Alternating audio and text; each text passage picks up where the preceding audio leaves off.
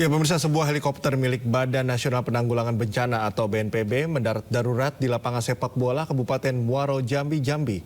Kejadian tersebut membuat warga kaget karena suara gemuruh helikopter yang tiba-tiba mendarat di lokasi padat penduduk.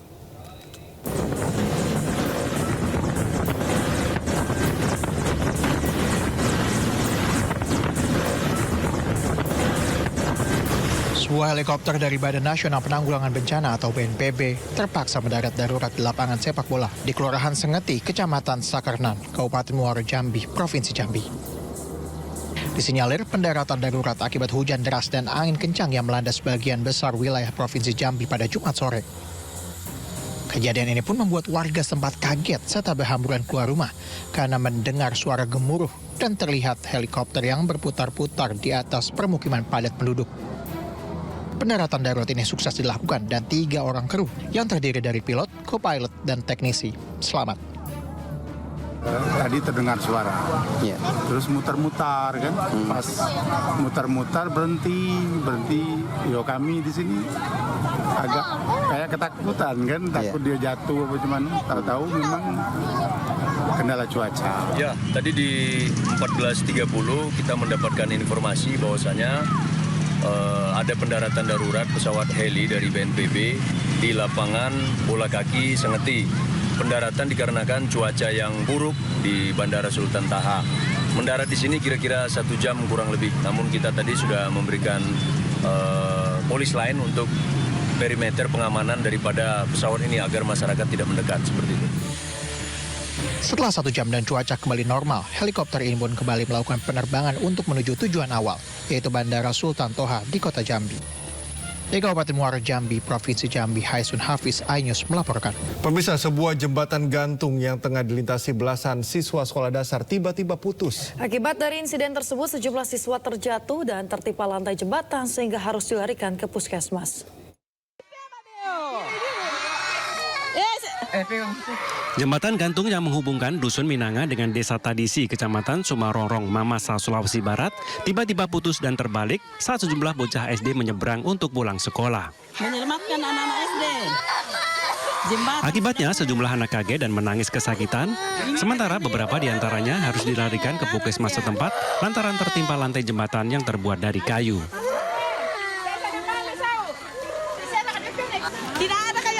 Untungnya saat kejadian, para siswa sudah berada di ujung jembatan sehingga tak ada satupun korban yang terjatuh ke sungai.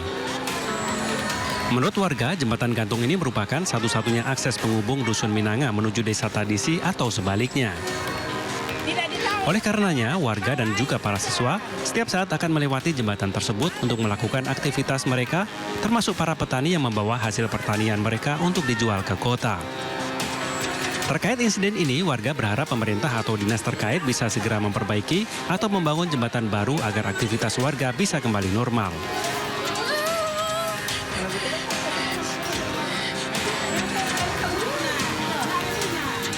Dari Kabupaten Mamasa, Sulawesi Barat, Zuhair Zainal, iNews melaporkan.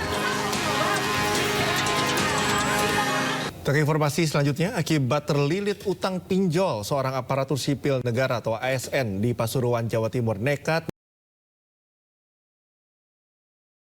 merampok kantor koperasi. 2 karyawan koperasi yang dianiaya pelaku dilarikan ke rumah sakit. Yang bendara kantor Kecamatan Panggung Rejo, Kota Pasuruan, Jawa Timur harus berurusan dengan petugas Satreskrim Polres Pasuruan. ASN berusia 41 tahun tersebut tega merampok kantor koperasi Pegawai Republik Indonesia yang berlokasi di lingkungan Pemkot setempat. Bahkan 2 karyawan koperasi sempat dianiaya pelaku dengan kunci dongkrak mobil. Saat itu pelaku mendatangi kantor KPRI Pemkot Pasuruan ingin mengambil honor bulanan bendahara. Setelah itu seorang staf mengambilkan uang dan kwitansi dari tas untuk memberikan kepada pelaku. Namun pelaku memukul korban berulang kali dengan menggunakan besi dongkrak hingga terjatuh dan hendak mengambil uang dan tas korban. Rekan korban yang mencoba menolong juga dipukul hingga keduanya harus dirawat di RSUD Dr. Sudarsono, Pasuruan. Beruntung tas milik korban yang berisi ratusan juta rupiah gagal dirampas pelaku setelah aksinya dipergoki ASN lainnya dan kabur. Ini digunakan karena ban mobilnya rusak sehingga kita tidak percaya begitu saja, karena juga niat akan mengambil uang yang di sini, ya kan, namun tidak berhasil, sehingga kita terapkan pasal percobaan pencurian dengan kekerasan. Motif pelaku terungkap lantaran pelaku terjepit pinjaman online. Pelaku dijerat dengan pasal berlapis dengan ancaman hukuman 12 tahun penjara. Dari Pasuruan, Jaka Samudra, iNews melaporkan. Kita beralih ke informasi lainnya, pemirsa. Puncak perayaan Hari Jadi Tentara Nasional Indonesia digelar di lapangan Silang Monas, Jakarta Pusat kemarin. Puncak HUT TNI dilaksanakan dengan konsep pesta rakyat yang menampilkan beragam hiburan hingga atraksi manuver pesawat milik TNI.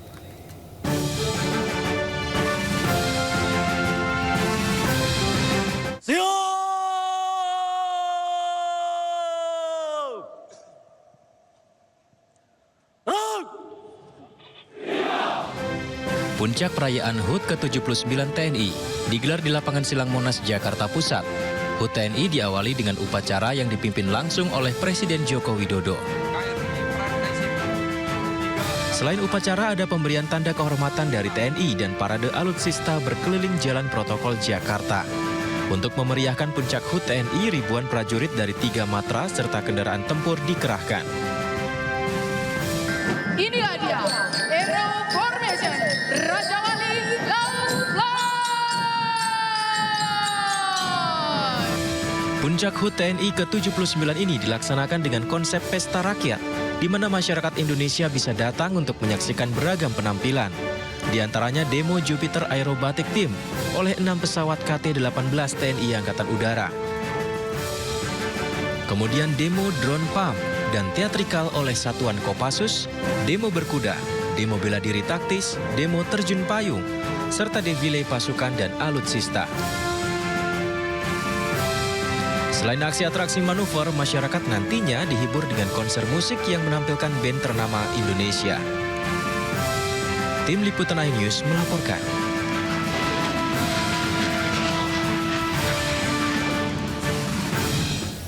Dalam perayaan HUT ke-79 TNI, Presiden Joko Widodo memberi pesan agar TNI tetap menjaga netralitas dan menjaga keamanan saat transisi ke pemerintahan akhir Oktober mendatang.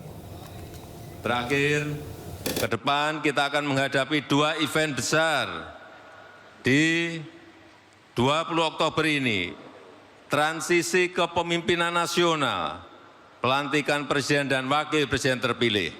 Kemudian di bulan November akan ada pilkada serentak kepala daerah yang akan diadakan di 508 kabupaten dan kota dan 37 provinsi.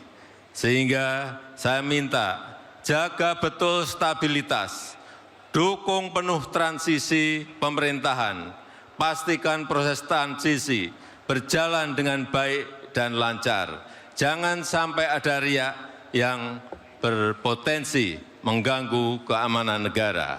Dukung penuh penyelenggaraan pilkada, jaga netralitas, jaga situasi agar tetap kondusif. Pemirsa, momen keakraban antara Presiden Joko Widodo dan juga Presiden terpilih Prabowo Subianto terjadi di puncak HUT ke-79 TNI di kawasan Monas, Jakarta. Presiden Joko Widodo datang ke puncak acara HUT TNI ke-79 dengan mengendarai mobil kepresidenan. Jokowi datang bersama istri dan cucunya yakni Jan Etes. Kedatangan Jokowi disambut Panglima TNI dan Presiden terpilih Prabowo Subianto. Mereka kemudian bersama-sama menempati kursi yang telah disediakan.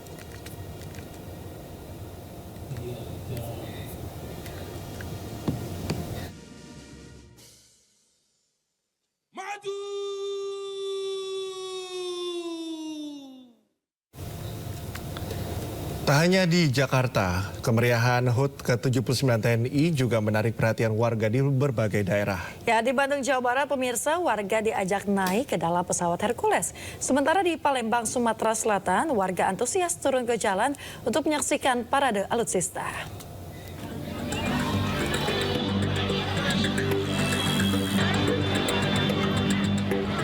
Dalam rangka memperingati hari jadi yang ke-79 TNI, Pangkalan TNI Angkatan Udara Hussein Sastra Negara Bandung, Jawa Barat menggelar Open Base Static Show pesawat angkut TNI. Ribuan warga datang langsung untuk menyaksikan ragam atraksi.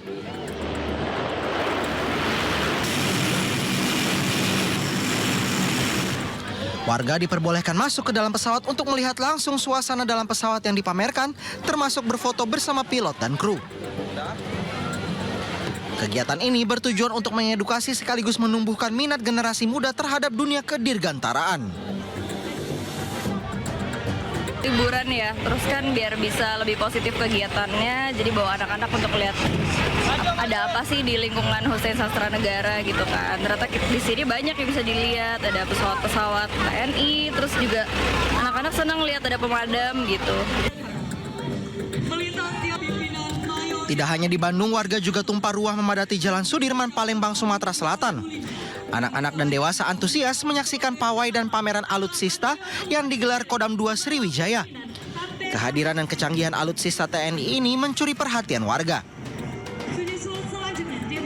Dalam rangka memeriahkan HUT TNI. Tadi dari jam berapa di sini? Dari jam 8. Anak-anak emang nagih atau gimana nih ngajak anak ingin lihat kan peralatan TNI ini kan? Kita sudah melakukan upaya-upaya pembinaan satuan dan sebagainya untuk melihat atau untuk bisa meningkatkan kemampuan SDM kita, utamanya gitu ya. Tapi juga dengan pentingnya momentum ini juga untuk memperbaiki ke dalam dengan arti personel, nanti juga sarana yang menjadi sistem dan sebagainya. Defile alutsista ini menampilkan berbagai kendaraan tempur, senjata berat hingga teknologi pertahanan terbaru yang dimiliki TNI Angkatan Darat, Laut, dan Udara. Tim Liputan iNews melaporkan. Pemirsa, di tengah situasi konflik di Lebanon Selatan, Satgas Yonmek TNI Konga ke-23 Unifil 2024 juga turut merayakan hari ulang tahun TNI walaupun berada di dalam shelter.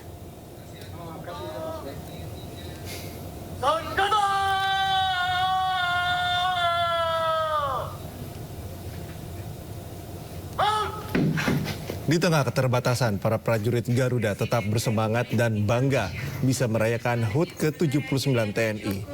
Kemeriahan perayaan yang dipusatkan di Monas disaksikan melalui live streaming. Komandan Satgas Yonmek TNI Konga ke-23 Unifil 2024 Kolonel Infantri Ragung Ismail Akbar menyampaikan bahwa sebagai peacekeeper harus bisa menunjukkan TNI mampu melaksanakan tugas sebagai penjaga perdamaian dengan baik.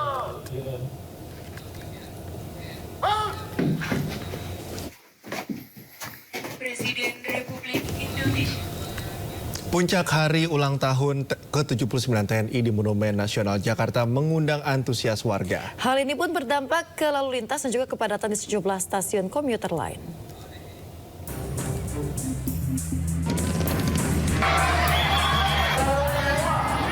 Puncak hari ulang tahun ke-79 TNI mengundang antusias warga Jakarta dan sekitarnya. Masyarakat yang antusias rela datang ke titik-titik yang dilalui kendaraan perang milik TNI. Tak hanya itu, sejumlah komunitas motor juga ikut meramaikan puncak HUT ke-79 TNI ini.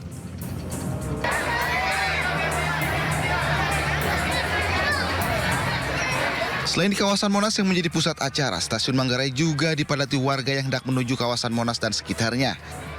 Para calon penumpang berdesakan antre menuju peron, bahkan mereka mengantre hingga 2 jam. Kepadatan di Stasiun Manggarai ini pun ramai di media sosial, bahkan disebut lebih ramai dibandingkan hari kerja. Selain di Stasiun Manggarai, warga juga memadati Stasiun Gondang Dia yang ingin menuju Monas untuk menyaksikan acara puncak HUT TNI. Warga rela berdesakan sejak pagi menuju Monas. Sebagian besar penumpang berasal dari luar Jakarta seperti Depok dan Bogor. Akibatnya, petugas stasiun bekerja ekstra untuk mengawal para penumpang KRL. Tim Liputan iNews melaporkan.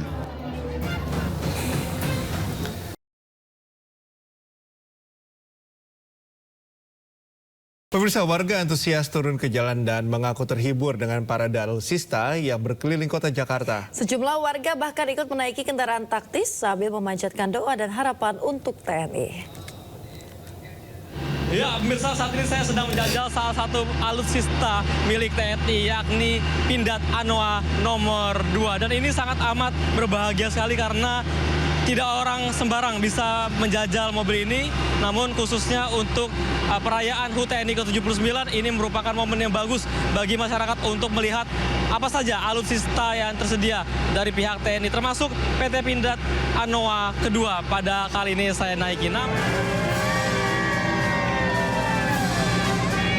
Ribuan warga tumpah ke jalan-jalan protokol di pusat kota Jakarta untuk menyaksikan parade alutsista, termasuk mobil Panzer Anoa 2 yang kami naiki. Mobil ini berkeliling dan bahkan beberapa warga diajak naik ke atasnya. Kendaraan ini merupakan Anoa pertama buatan dalam negeri. Anoa 2 pernah mengikuti misi perdamaian di Lebanon dan digunakan sebagai mobil utama untuk patroli. Warga pun mengaku bangga dengan alutsista Indonesia. Doa dan harapan juga dipanjatkan untuk Tentara Nasional Indonesia yang berulang tahun ke-79. Sangat berharga buat saya bisa menaiki alutsista yang dimiliki oleh TNI.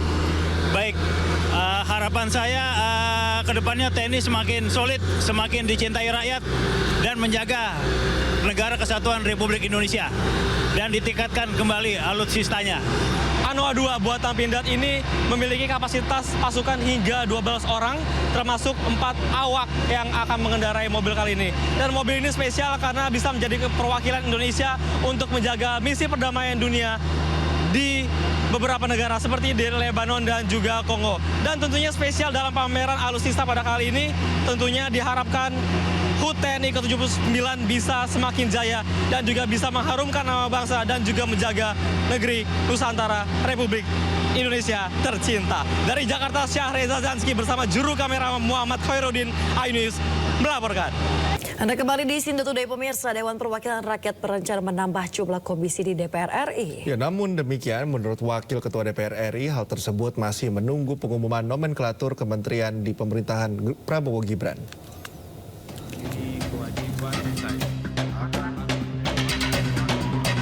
Dewan Perwakilan Rakyat berencana menambah jumlah komisi di DPR RI. Namun menurut Wakil Ketua DPR RI dari fraksi PKB, Cucun Syamsu Rijal, hal itu baru akan diputuskan setelah ada pengumuman jumlah nomenklatur kementerian di pemerintahan Prabowo Gibran. Terkait penambahan nomenklatur kementerian, itu akan dibicarakan dengan DPR. Makanya kalau sekarang kita tentukan jumlah komisi ini, sementara kementerian lembaga yang kemarin undang-undangnya sudah disahkan juga di periode yang lama, nanti kita bongkar pasang merubah lagi ini tambahan komisi atau mitra komisi dari kementerian di bawah pemerintahan Pak Prabowo. Lebih baik kita menunggu hasil dari sudah keluarnya nomenklatur ini. Ya, kita belum tahu pasti.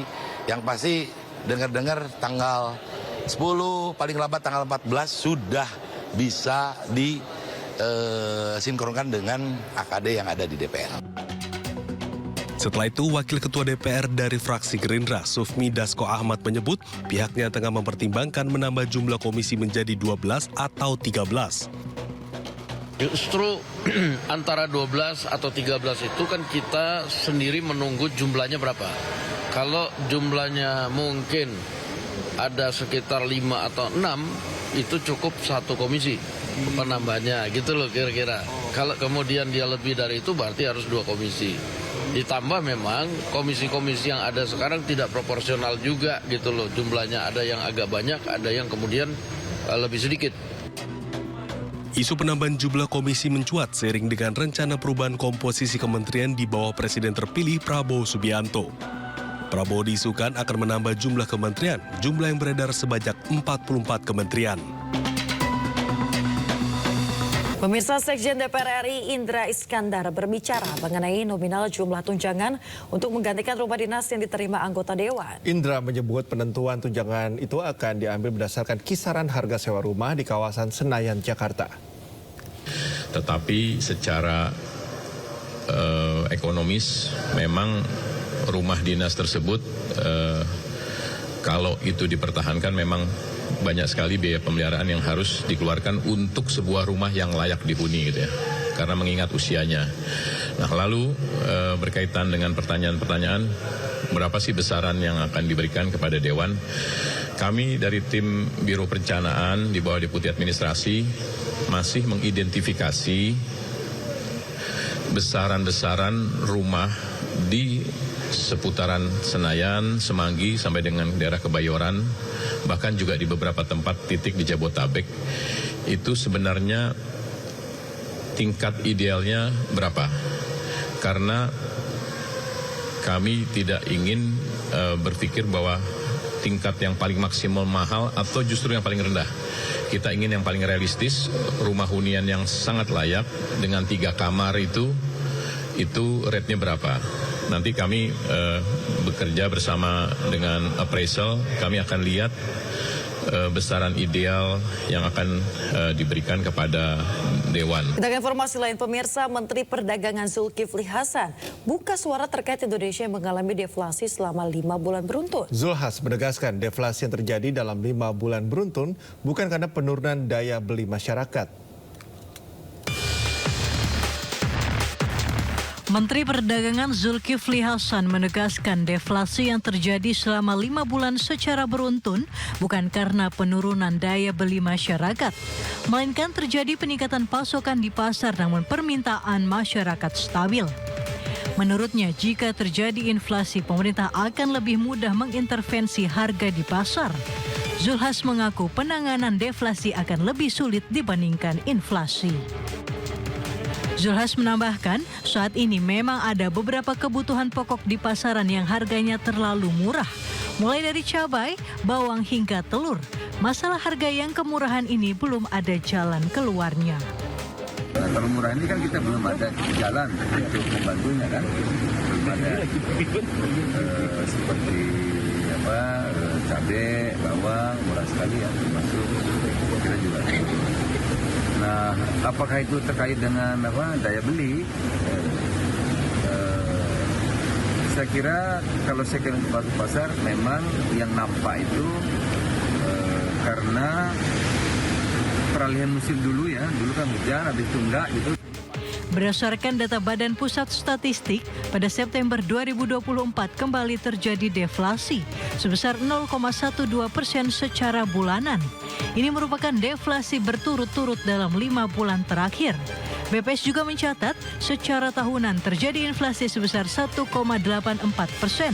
dan secara year to date inflasi nasional mencapai 0,74%.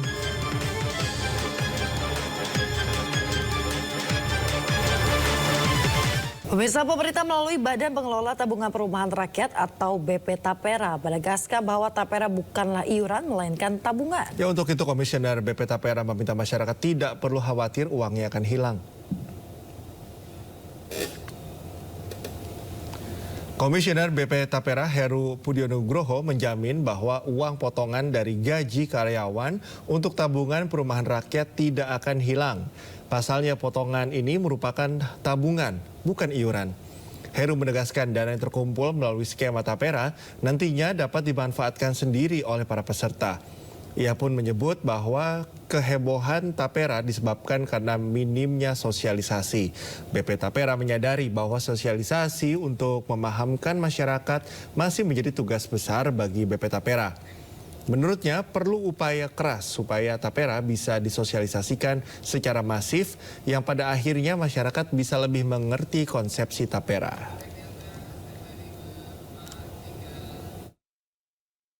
Nah, terkait dengan konsekuensi iuran 3%, ini memang meskipun undang-undangnya menyatakan wajib ya bagi masyarakat, bagi siapa? Bagi masyarakat yang berpenghasilan di atas upah minimum. Ya berarti yang di bawah upah minimum nggak wajib gitu ya. Tapi bisa juga menjadi peserta. Kita masih harus hati-hati ya dalam melihat kesiapan dari masing-masing segmen peserta untuk bisa memulai nabung gitu ya. Bukan iuran ya, tabungan ya. Ya, dan dalam konteks ini mungkin yang pertama akan secara masif kita selesaikan adalah untuk teman-teman ASN ya, untuk klaster ASN. Karena ASN ini kita anggap yang paling siap dan dulunya juga udah punya experience, pengalaman gitu ya, menjadi peserta Baper Taruh. Pemirsa, saatnya kita simak pantauan arus lalu lintas dan pagi ini kami telah terhubung dengan Brigadir Cici Yulia Yarangga dari NTMC Polri yang kini berada di kawasan Bundaran Senayan, Jakarta Selatan. Halo Brigadir Cici, bagaimana pantauan arus lalu lintas dari tempat Anda melapor?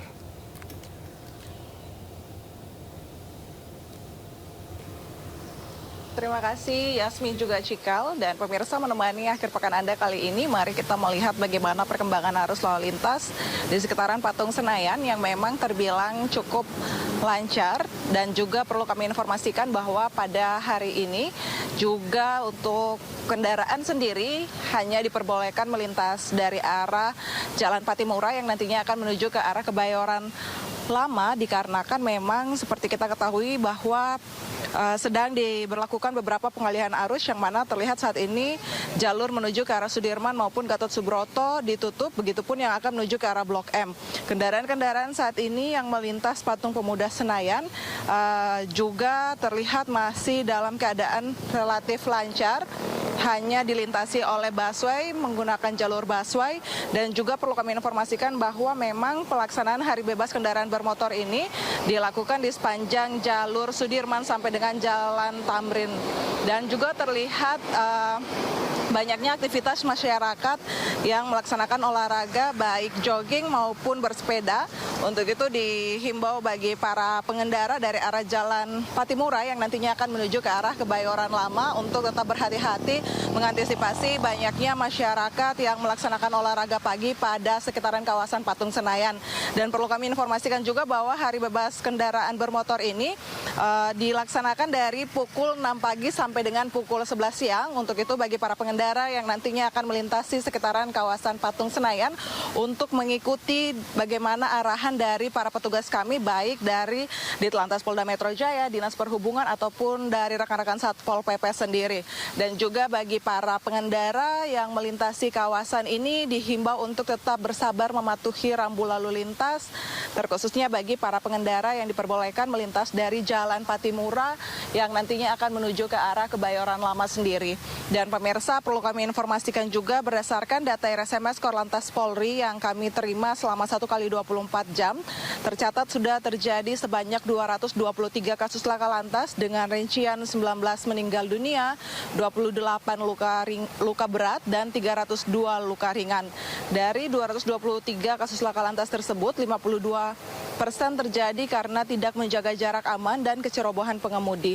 Untuk itu dihimbau bagi para pengendara agar selalu berhati-hati dengan tetap berkonsentrasi saat mengemudi demi menjaga keselamatan diri Anda pribadi tetapi juga menjaga keselamatan bersama di jalan. Dan bagi pemirsa yang ingin mengupdate informasi-informasi seputaran arus lalu lintas, kami siap melayani Anda. Pemirsa dapat menghubungi call center kami di 15669 ataupun melalui SMS center di 9119. Demikian Cikal juga Yasmin yang dapat saya laporkan langsung dari sekitaran kawasan Patung Senayan, Jakarta Selatan, dan silakan kembali ke Anda di studio. Baik, terima kasih Brigadir Cici Yulia Yarangga melaporkan dari Bundaran Senayan, Jakarta Selatan. Selamat bertugas kembali dan salam presisi.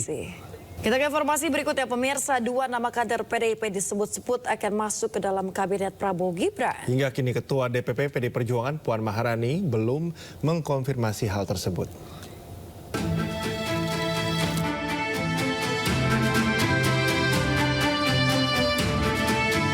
Para kader PDI Perjuangan menunggu instruksi dari Ketua Umum mereka, Megawati Soekarno Putri, terkait peluang untuk masuk ke kabinet pemerintahan Prabowo Subianto Gibran Raka Buming Raka.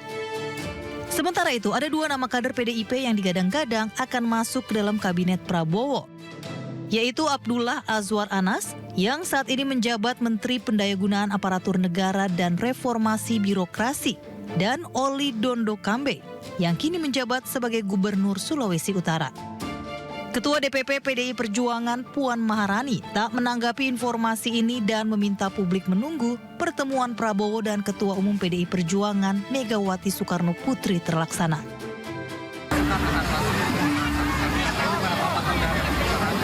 Insya Allah. Insya Allah, tunggu aja, ya. Semuanya udah dapat secepatnya, ya. Nanti diberitahu secepatnya. Kabarnya pertemuan Megawati Soekarno-Putri dengan Prabowo Subianto akan dijadwalkan sebelum pelantikan presiden terpilih. Dari Jakarta, tim liputan melaporkan. Pemirsa, pasangan calon gubernur dan calon wakil gubernur Jakarta Pramono Anung Rano Karno menghadiri Festival 1000 Nasi Uduk di Cengkareng, Jakarta Barat. Kedatangan Pram Rano disambut meriah oleh emak-emak.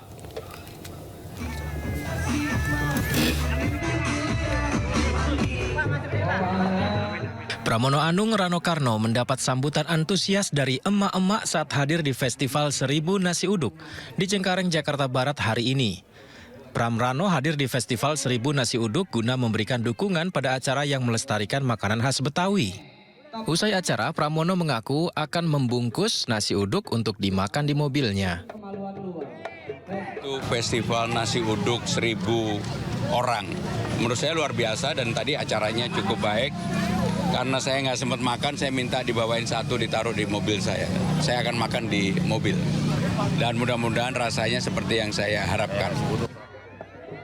Sementara itu, Rano Karno yang datang terpisah langsung diserbu oleh warga sesaat setelah turun dari mobil pribadinya.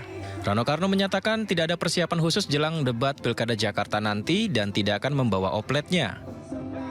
Kita mesti nyobain nasi uduk. Ibu ikut masak ya, alhamdulillah. Artinya kalau nasi uduk itu memang ya apa ya, makanan hari-hari masyarakat Jakarta. Dia ada nasi uduk, ada nasi ada apa namanya nasi ulam, ada nasi kuning. Jadi itu memang udah bagian dari kehidupan masyarakat Jakarta lah, gitu. Bang Dul, besok ke J Expo gimana persiapannya? Nggak ada persiapan yang khusus, nggak bawa oplet lah. Tak sedikit dari warga yang berebut untuk bersalaman atau berfoto dengan pasangan Cagup-Cawagup ini. Dari Jakarta, Amrina Rida, Yudi Richard, iNews melaporkan.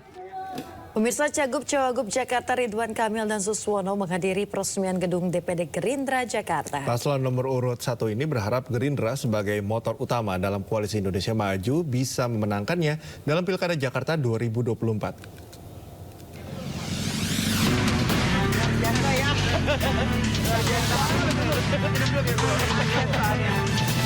Calon Gubernur Jakarta Ridwan Kamil hadir dalam peresmian gedung kantor DPD Gerindra Jakarta menumpangi ojek. RK menumpangi ojek lantaran kemacetan yang terjadi di akhir pekan ini. Sementara wakilnya Suswono telah lebih dulu tiba dan disambut sejumlah kader Partai Gerindra. Dalam acara peresmian gedung DPD Gerindra Jakarta, RK dan Suswono berharap agar kinerja kader Gerindra lebih meningkat dan dapat memenangkan pasangan Ridho ini dalam satu putaran. Kita berharap dengan gedung sekeren ini, kinerja Gerindra Jakarta juga selalu lebih luar biasa, mengurusi rakyat, memberi solusi-solusi kepada Jakarta, dan juga mudah-mudahan di sisa 52 hari dengan motor Partai Gerindra pimpinannya Pak Riza Patria bisa membawa kemenangan satu putaran untuk pasangan Ridho. Di kesempatan yang sama, Cagup-Cawagup Jakarta nomor urut 1 ini mengaku tengah mempersiapkan diri untuk debat pertama Cagup-Cawagup Jakarta 2024. Dari Jakarta, Hadisti Arif Fawil dan Aulia, iNews melaporkan. Pemirsa, pendukung Basuki Cahayapurnama atau yang akrab dikenal Ahokers menyatakan memberi dukungan kepada pasangan Pramono Anung Rano Karno di Pilkada 2024. Ya, mereka mengaku siap memenangkan Pramono Rano pada Pilgub Jakarta. Acara deklarasi yang dilakukan Ahokers digelar di Gedung Serbaguna Senayan, Jakarta. Selain dihadiri oleh Pramono dan Rano Karno, acara ini juga turut dihadiri Basuki Cahayapurnama atau Ahok. Dalam kesempatan ini, Ahok mengatakan bahwa dirinya siap memenangkan Pramono Rano hingga mensosialisasikan program kerja paslon. Deklarasi ini sekaligus untuk menjawab isu yang menyebut bahwa Ahok masih galau dalam menentukan pilihan. Terkait dukungan dari Ahokers, Pramono Rano yang hadir di lokasi mengaku senang dan berjanji berupaya memenangkan kontestasi Pilkada 2024.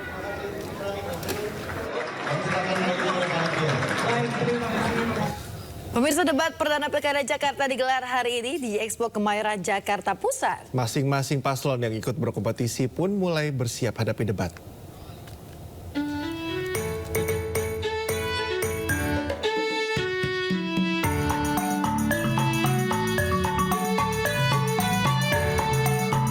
Gelaran Pilkada berlanjut dengan adu gagasan antar calon di acara debat.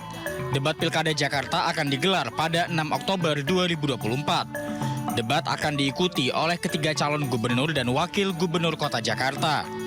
Ketiganya pun telah bersiap untuk adu program mereka dalam penguatan SDM dan transformasi Jakarta. Calon Gubernur Jakarta nomor urut 1, Ridwan Kamil, siap ikuti debat perdana Pilkada Jakarta 2024. Ridwan Kamil sendiri pernah ikuti debat saat bertarung di Pilkada Jawa Barat 2017 lalu. Semoga tidak ada demam panggung, tapi insya Allah siap. Karena pernah mengalami debat begini kan 2 kali ya dalam wilayah wali kota, sama aja, mirip-mirip, hanya beda topik dan beda wilayah, jadi mental insya Allah udah siap. Tak hanya Ridwan Kamil, calon wakil gubernur Jakarta nomor urut 3, Rano Karno, juga sudah siap bertarung dalam debat di akhir pekan ini. Meski tak ada persiapan khusus, namun Rano Karno akui pengalamannya dalam debat sebelumnya sangat membantu. Debat itu kan artinya dengan program. Pasti program kita begini, program dia bagaimana, ntar kita debatkan. Mana yang kira-kira yang visible. Sebetulnya seperti itu aja. Buat saya kan debat ini dari mulai 2007 udah berdebat saya. Artinya di media apa, di pilkada. Dulu kan wakil bupati, wakil gubernur itu kan melalui ajang. Jadi buat saya debat itu udah biasa lah gitu. Debat perdana Pilkada Jakarta 2024 akan digelar hari Minggu 6 Oktober 2024. Tema debat pertama adalah penguatan sumber daya manusia dan transformasi Jakarta. Sejumlah mekanisme debat telah diatur oleh KPU RI. Di antaranya, debat diikuti pasangan cagup-cawagup secara bersama-sama dan debat dibagi menjadi 6 segmen yang dipandu oleh moderator. 7 panelis akan hadiri debat cagup-cawagup. Debat akan berlangsung selama 150 menit yang terbagi 120 menit untuk debat dan 30 menit untuk jeda iklan. Debat digelar agar warga Jakarta bisa mengenal calon dan program-programnya. Dalam debat, rakyat pun menjadi saksi, menyimak dengan harap akan masa depan kota tercinta. Perlu diingat, di Jakarta bukan hanya soal siapa yang menang, tetapi juga siapa yang berani merubah kata menjadi nyata. Tim Liputan, iNews melaporkan. Pemirsa, calon gubernur nomor urut 1 Ridwan Kamil sudah memantapkan diri menghadapi debat perdana Pilkada Jakarta 2024. RK mengaku sudah mempersiapkan diri menghadapi debat dengan tema penguatan sumber daya manusia dan transformasi Jakarta menjadi kota global yang digelar 6 Oktober 2024.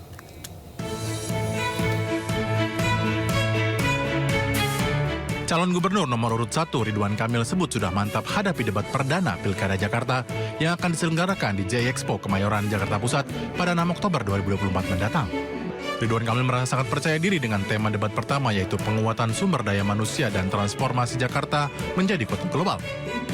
Hal tersebut disampaikan saat mantan Gubernur Jawa Barat ini menghadiri rapat paripurna dengan agenda pengucapan sumpah pimpinan DPRD DKI Jakarta yang diketuai oleh Khawirudin dari fraksi PKS. Udah mantap, udah latihan. Banyak kan teknologi kan. Insya Allah aman. Pasangan cagup-cawagup nomor urut 1 Ridwan Kamil dan Suswono juga akan terus turun ke akar rumput serta bertemu semua kalangan masyarakat untuk bisa menang satu putaran pada Pilkada Jakarta. Dari Jakarta, Indra Setiabudi, M. Zulkarnain, iNews melaporkan. Pemirsa, 7 panelis dilebatkan dalam debat perdana Pilkada Jakarta 2024. Ya, ketujuh panelis berasal dari akademisi yang dinilai mumpuni di bidangnya masing-masing dan pemirsa berikut nama-nama ketujuh panelis. Ya, pertama adalah Gun-Gun Haryanto sebagai pakar komunikasi politik UIN Jakarta. Kemudian Becky Mardani selaku Ketua Umum Lembaga Kebudayaan Betawi dan Siti Zuhro, peneliti BRIN.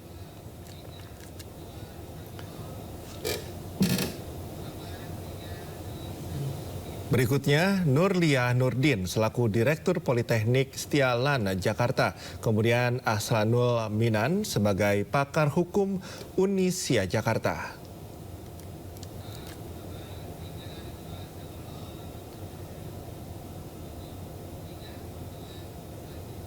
Selanjutnya akan menjadi panelis debat perdana Pilkada Jakarta adalah Didik Suharyanto, Rektor Universitas Bung Karno, dan Andidita Firsiali Utami selaku peneliti ekonom lingkungan.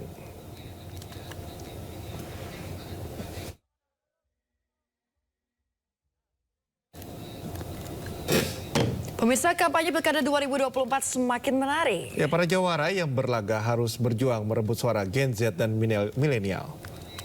Kapan-kapan saya tunggu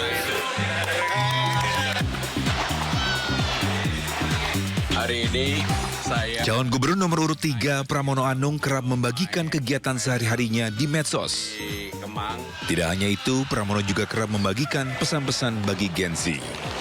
Kalau kamu masih di usia 20-an dan merasa belum punya apa-apa, coba deh bangun pagi, lawan matahari. Jam 5:30 pagi keluar jalan-jalan atau lari kecil. Habis itu mandi air dingin. Di situ tanyakan ke diri sendiri, apa yang mau aku capai hari ini? Apa yang mau aku lakukan biar hidupku bisa menyala? Sementara wakilnya Rano Karno kerap sampaikan program-programnya dengan cara kekinian. Ini dia nih yang bikin Mas Pramono Anung nih punya rencana mau pasang CCTV di RT RW. Supaya apa ya, nggak banyak kucing garong. Iya, makanya kita mau pasang CCTV di tiap RT RW.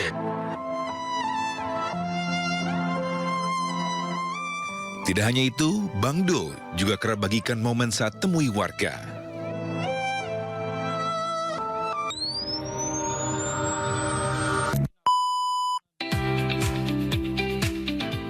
Sementara lawannya calon gubernur nomor urut 1 Ridwan Kamil juga kerap bagikan kegiatan kampanyenya.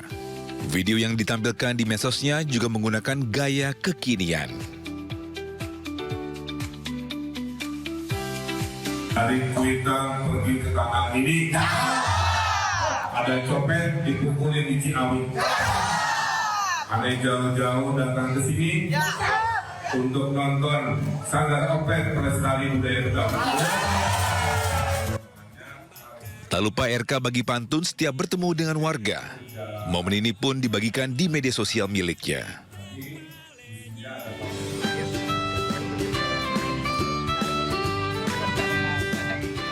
Sementara konten wakilnya Suswono tak kalah menarik. Suswono kerap posting kegiatannya sehari-hari, tapi yang bikin berbeda, Suswono ikut posting game kekinian This or That. This or That, makanan kesukaan Babe.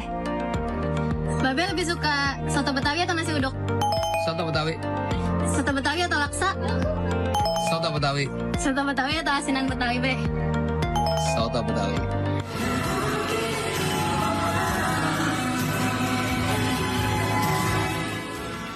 Sementara calon gubernur dan wakil gubernur nomor urut 2 masih kurang aktif di media sosial. Namun pendukungnya cukup aktif bagikan momen Dharma Pongrekun turun lapangan. Adu kampanye di media sosial menjadi salah satu poin penting. Ketiga paslon yang berlaga bersaing untuk merebut suara Gen Z dan milenial. Saat ini 58% Gen Z masih memilih pasangan Ridwan Kamil Suswono dalam Pilkada Jakarta. Hanya 3,1% memilih pasangan nomor urut 2, sementara 17,5% Gen Z memilih Pramono Anung Rano Karno. Tidak jauh berbeda, 52% generasi milenial memilih Ridwan Kamil Suswono. Sementara suara untuk Dharma Pongrekun Kunwardana hanya 5,6%. Dukungan milenial untuk Pramono Anung Rano Karno terus bertambah, kini mencapai 30,2%. Saat ini pemilih Jakarta didominasi oleh Gen Z dan milenial. Jumlah pemilih Gen Z dan milenial mencapai 51% dari total pemilih Jakarta. Para jawara yang berlaga pun harus putar otak untuk bisa merangkul generasi yang akan menjadi masa depan Jakarta. Tim Liputan iNews melaporkan. Kembali di Sindo Today, pemirsa, jelang setahun genosida di Gaza dan 76 tahun perlawanan Palestina, Aliansi Rakyat Indonesia Bela Palestina menggelar aksi damai Bela Palestina di depan Kedutaan Besar Amerika Serikat Jakarta. Dan untuk mengetahui informasi terkini di sana, pemirsa, sudah bersama kami rekan Irfan Hardiansyah. Halo Irfan, jam berapa aksi damai Bela Palestina dimulai dan apa saja yang ingin disampaikan oleh masa aksi?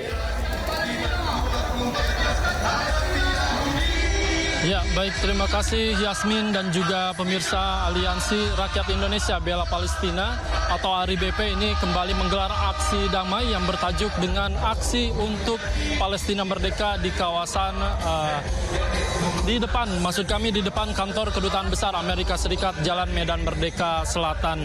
Dan dapat kami informasikan bahwa aksi yang digelar pada hari ini bertepatan dengan 1 tahunnya serangan genosida di Gaza dan juga 76 tahun perlawanan Palestina atas serangan dari Israel.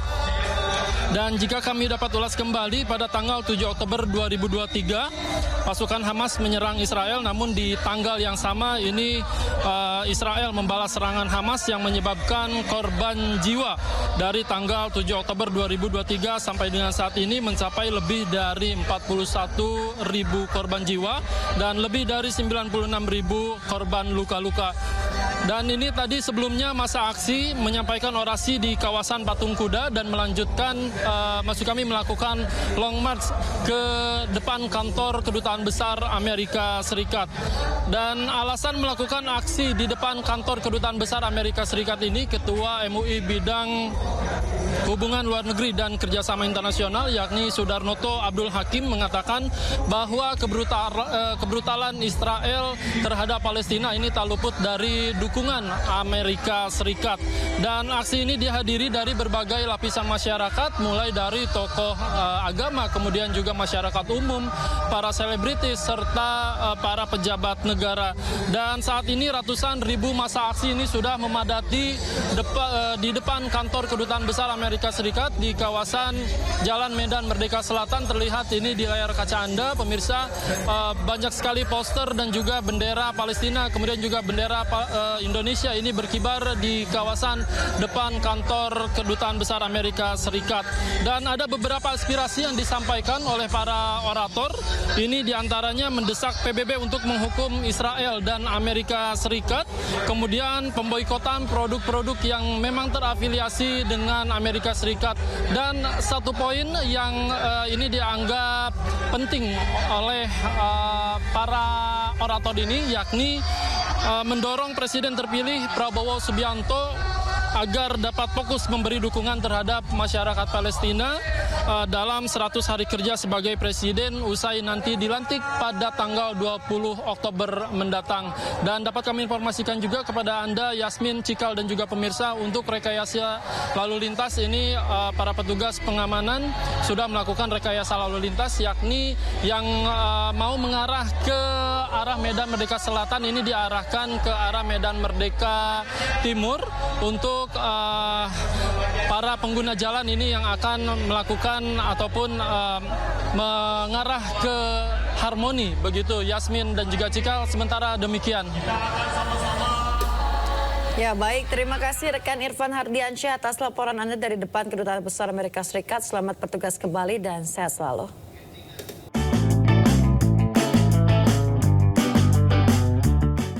Pemirsa, bagi Anda yang suka dengan wisata alam, bisa mengunjungi salah satu lokasi wisata unik di Kabupaten Benar Meriah, Provinsi Aceh. Ya, selain merasakan sensasi sejuknya alam khas dataran tinggi, pengunjung juga bisa menginap sambil bermain di aliran sungai yang sangat jernih.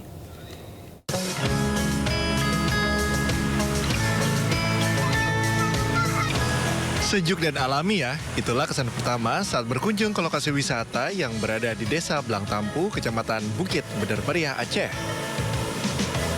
Destinasi agrowisata ini menawarkan sensasi suhu dingin khas dataran tinggi dan panorama alam yang mempesona. Di sini pengunjung bisa menginap dengan konsep camping ground kekinian yang unik, yakni di pinggir aliran sungai. Tenda-tenda memiliki fasilitas lengkap, mulai dari peralatan memasak, penerangan, hingga matras dan selimut. Camping ground ini menjadi pilihan ideal bagi keluarga yang ingin menghabiskan akhir pekan bersama. Meskipun berada di tepi sungai, pengunjung tidak perlu khawatir akan bahaya banjir, karena debit air sungai di lokasi ini cukup stabil, bahkan cocok untuk pemandian anak-anak hingga orang dewasa. Jadi sungainya bisa dijadikan tempat bermain anak-anak, terus lokasinya luas, jadi nggak perlu takut karena juga sungainya nggak terlalu dalam untuk anak-anak. Lokasi wisata ini awalnya digunakan untuk menanam pohon-pohon endemik untuk kelestarian hutan, kemudian berkembang menjadi lokasi wisata. Jika Anda berkunjung ke sini, akan dikenakan tiket masuk Rp5.000 per orang. Lokasi camping ini memberikan pengalaman yang tak terlupakan bagi para pengunjung. Dari Kabupaten Benar Meriah, Aceh, Yusradi, iNews melaporkan. Aku ya?